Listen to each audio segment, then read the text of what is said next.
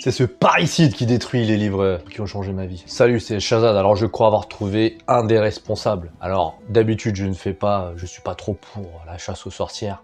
Mais il faut vraiment qu'on trouve ceux qui ont détruit l'œuvre de Tolkien. Alors reste bien jusqu'à la fin pour comprendre, pour découvrir qui est un des responsables de cette autodafé monumentale du plus grand chef-d'œuvre de la fantasy. Mais avant ça, une petite anecdote, moi je sors de chez le médecin là, parce que je me sentais très fatigué ces derniers temps.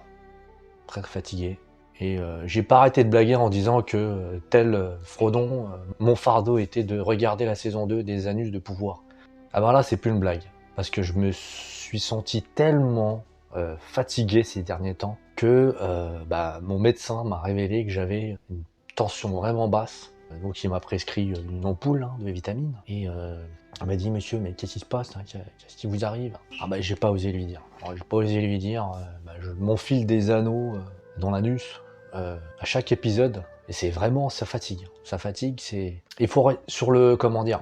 Au début ça va tu vois ça passe mais après ça, sur le long terme ça commence à ça brûle un peu.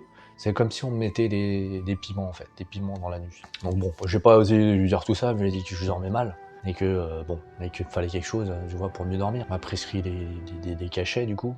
Donc voilà, tout ça pour dire que mon fardeau est bien réel. J'ai pas fini de le porter et faire ces vidéos, faire ces recherches, ça me crève.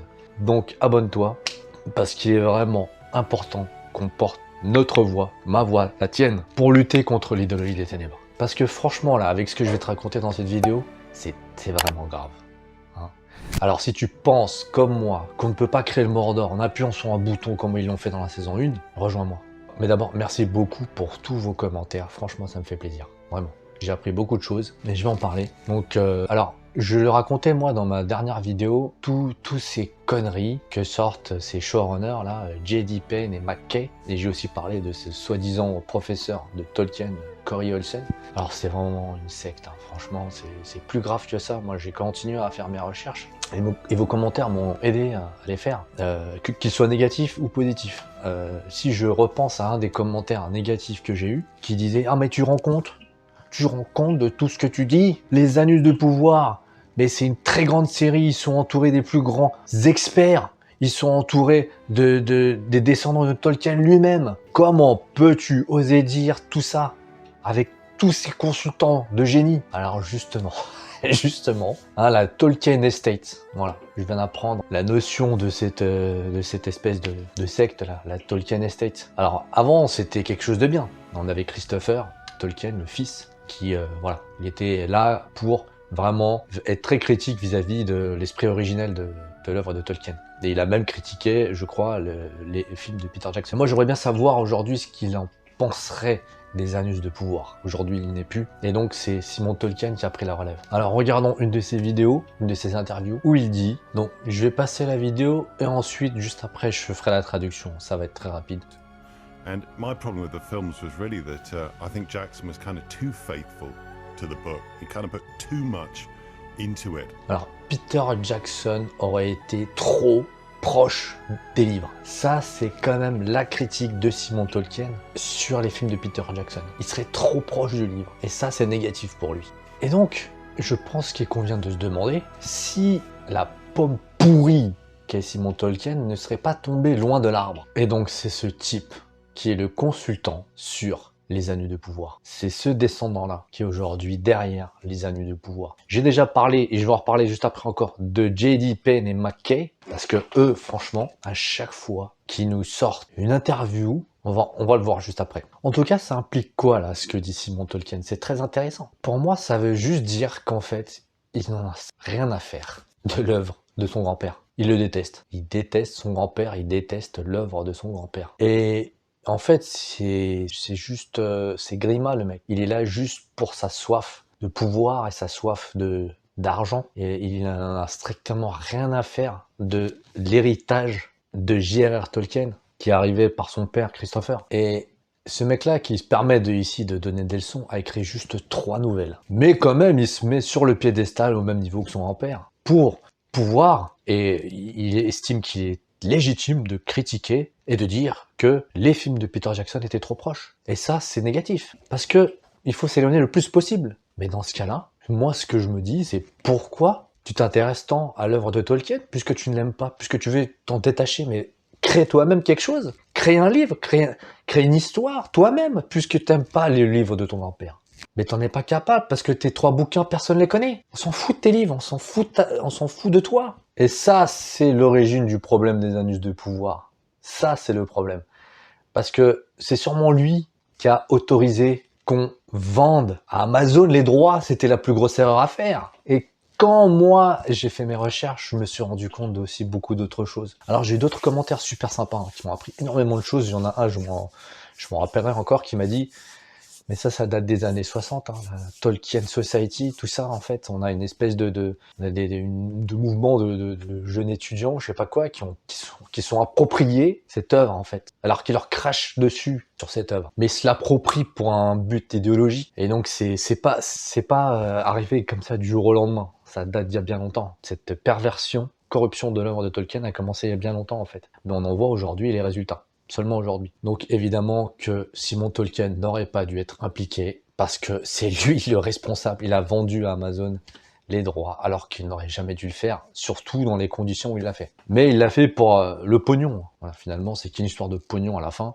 Et ce mec-là, on a strictement rien à foutre du Seigneur des Anneaux. Mais je voulais aussi dire autre chose. Moi, je me rappelle que J.R.R. Tolkien, il était allé jusqu'à refuser très fermement que Walt Disney fasse les dessins pour ses livres. Rien que ça. Parce qu'il détestait en fait cette vulgarisation de Walt Disney à l'époque, où il réduisait tous les contes de fées, les mythologies, à des espèces de cartoons, à des caricatures en fait. Je crois que c'est ça qu'il n'aimait pas. En tout cas, il détestait Disney. Et c'est pas du tout comme ça qu'il voyait l'adaptation du Seigneur des Anneaux. Et je crois qu'il aurait détesté encore plus qu'Amazon le fasse, vu ce qu'ils en ont fait aujourd'hui. Il doit se retourner dans sa tombe. Bon, on va continuer avec une autre petite perle. Maintenant, revenons sur les fameux showrunners J.D. Payne et McKay. Alors là, c'est très drôle. À chaque chose qu'ils disent, ça devient de pire en pire. À chaque fois qu'ils disent quelque chose. Donc là, il y a une interview de ces deux guignols et on leur demande quels sont vos livres préférés à part ce Tolkien. Et l'un de ces deux bouffons a cité Lolita.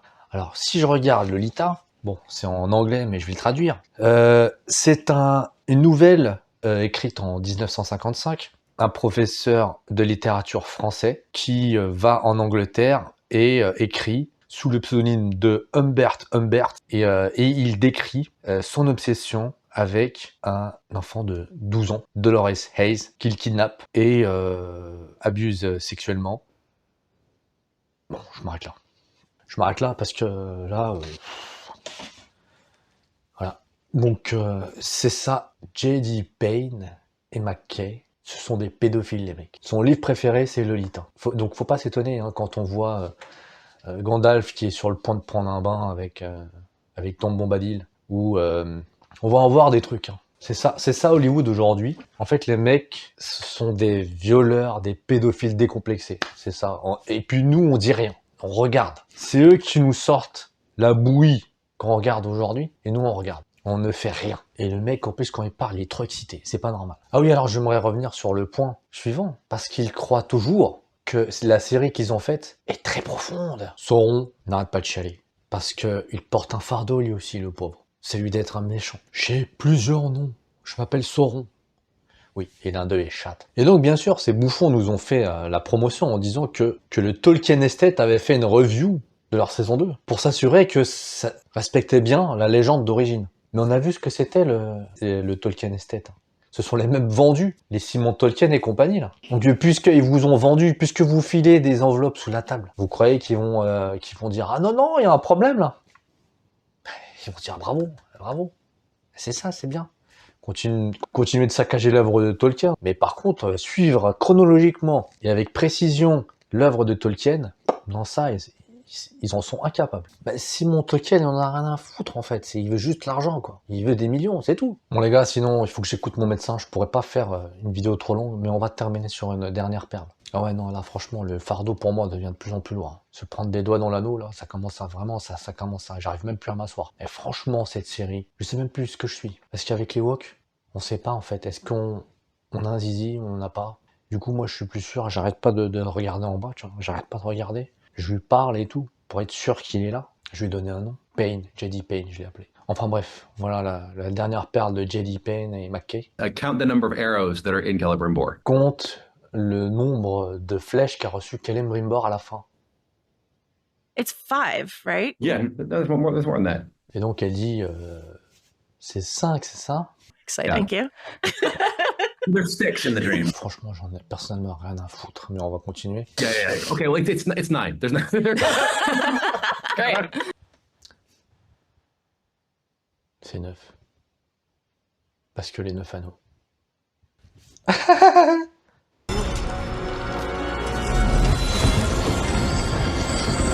Les deux meufs qui disent en plus oh, Wonderful.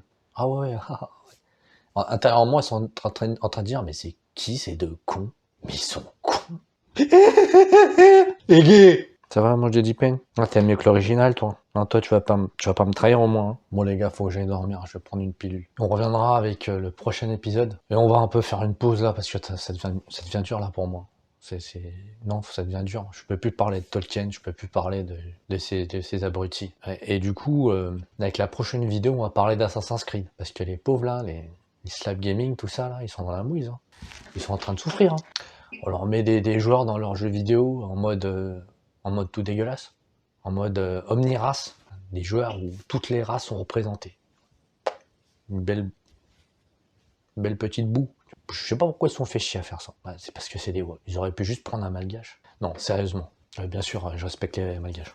J'en suis pas très loin. Bah, c'est les mêmes symptômes. Hein. Le prochain Assassin's Creed, il a été repoussé. C'est un jeu super connu.